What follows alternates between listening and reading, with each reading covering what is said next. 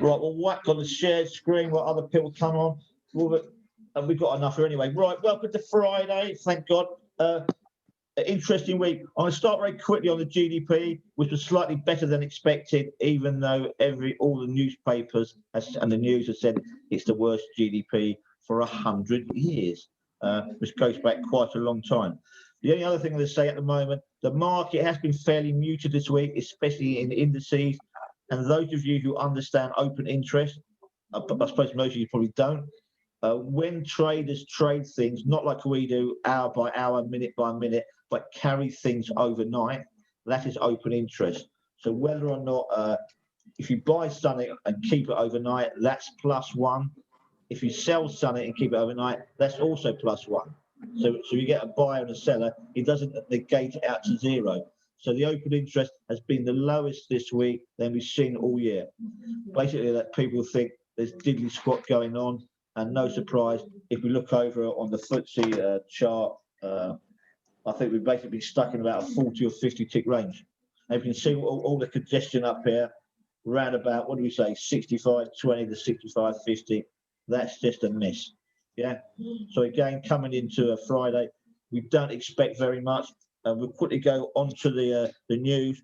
The inflation, Mr. Harker came out overnight. He is about number 2 or 3 in the Bank of England. And he said inflation is only a problem if it accelerates. Well, my mum could tell him that.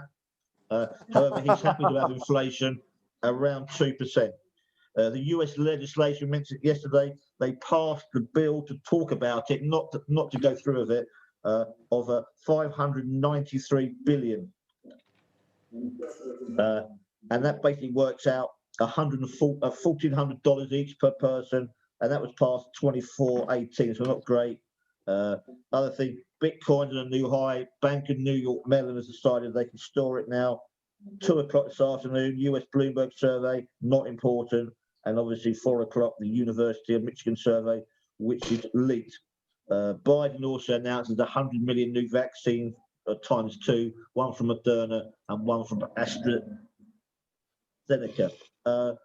Obviously, overnight, the weaker jobs yesterday meant there's probably more chance of stimulus being created. Overnight, we've had the rising yields on the 10-year and 2-year, which means that obviously they think inflation is coming, and obviously Harker mentioned it yesterday, goes into it.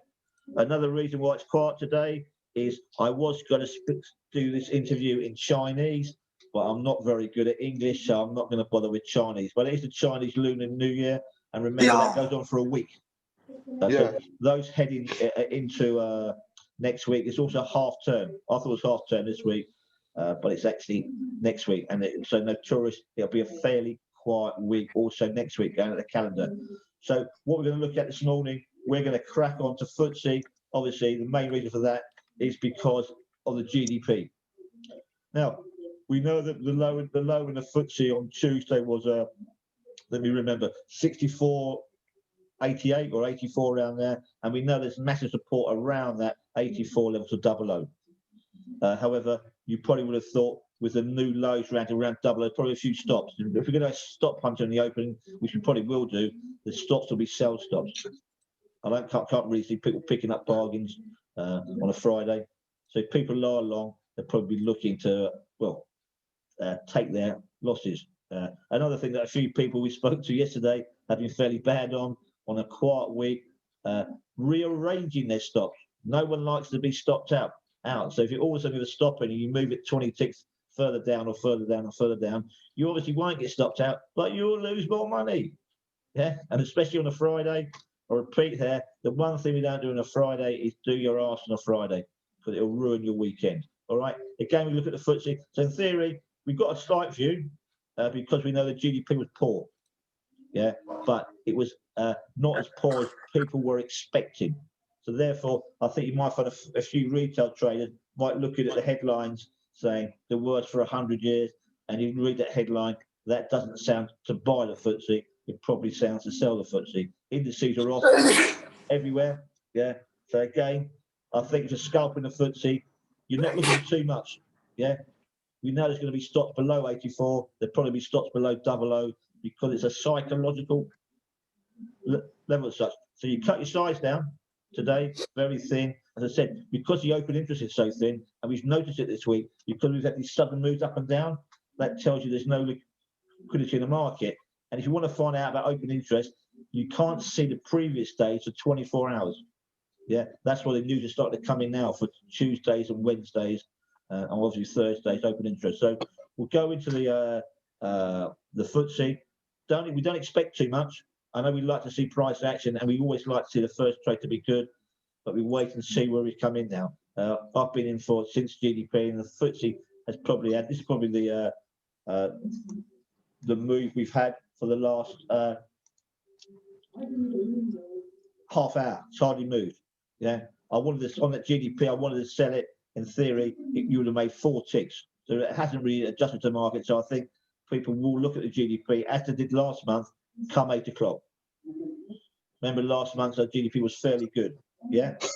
So yet again, we'll wait and see. And rather than look at the DAX, I mean the DAX and the Euro stocks have been better at 8 o'clock. But I think because we've got GDP out at 7, we should quickly have a look at that. So again, not much news coming out. When it's quiet today, those of you look at the calendar for next week, it's not brilliant either. Yeah, so you can play your week for next week. Those I've got one-to-ones with, I think I found a new contract to trade. Those of you who are new, we were trading DAX Euro stock spread. If you're quiet there on your simulator, you can try and do it. 1 DAX to 4.5 Euro stocks, so therefore it's 9-2. Yeah. I think Daniel, you got that. Do you enjoy doing that spread yesterday, Daniel? Yes, I did. Good, yeah.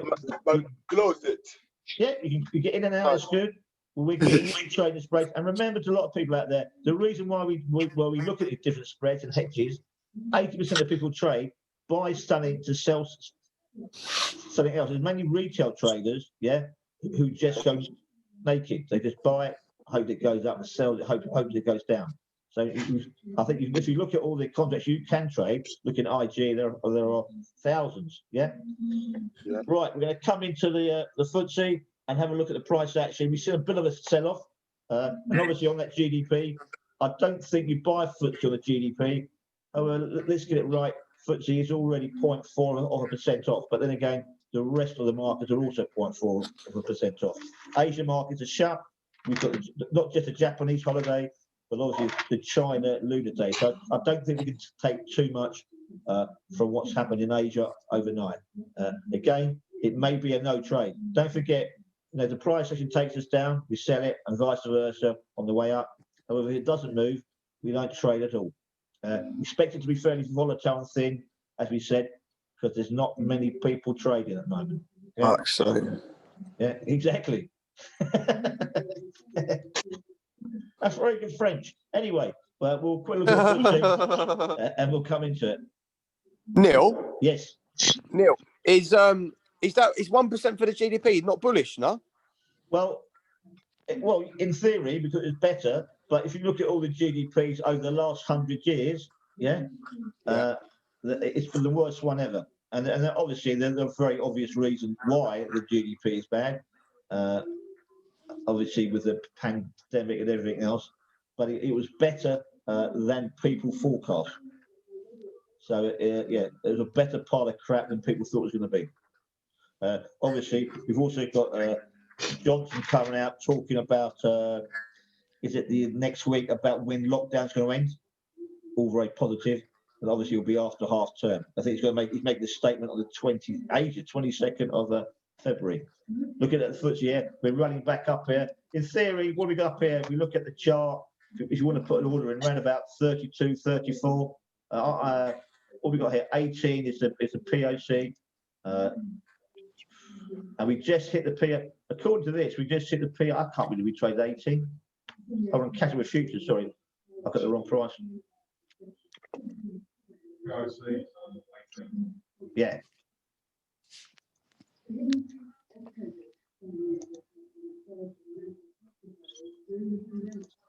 I've got my charts gone all wrong. Thank you. There we are. Better, yeah. So there we are. Yeah, so we're really stuck. We haven't really traded from where we were at 7 o'clock. Yeah, we sort of with it for another 2 minutes. If it doesn't really happen, that's it. But also, if you look at them all week, really, both all the indices, DAX, FTSE, and Eurostox, the range has been done in the first hour and a half of trading. Yeah, QR and S. That's basically been all there is to trade. There is an issue here, I suppose, that it could be very quiet today, and I think, like we said, the stops will probably be below 84, which was Tuesday's low, I believe, in the FTSE. But like I said again, we seem to be stuck in this range. And let's take it a bit further out. Let's take it on an hourly chart here, and we see we've basically been stuck round about this range for ages. Yeah. Hence why the open interest is so low. Yeah.